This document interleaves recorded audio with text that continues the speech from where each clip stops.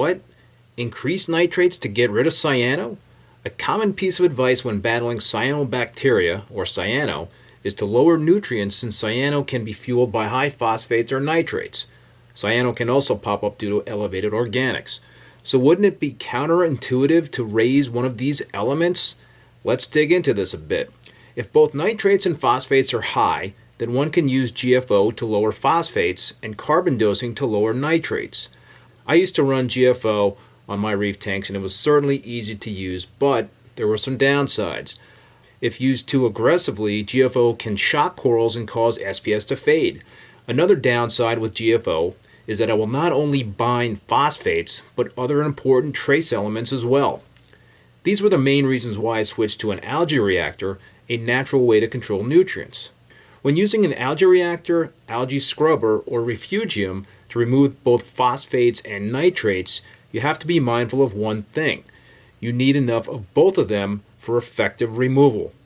Nitrates and phosphates are consumed by bacteria in a 16:1 ratio, known as the Redfield ratio, so if you have 0 nitrates, then your system is nitrate limited. If there is not enough nitrate, then the bacteria can't consume phosphate, causing it to rise. In theory, adding nitrates will make it possible for the bacteria to consume phosphate and drive it down, a possible solution for beating back stubborn cyano.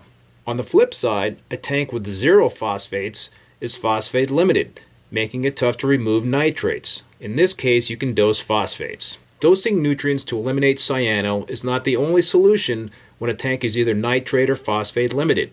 You can feed your fish more or even add more fish to increase the bio load.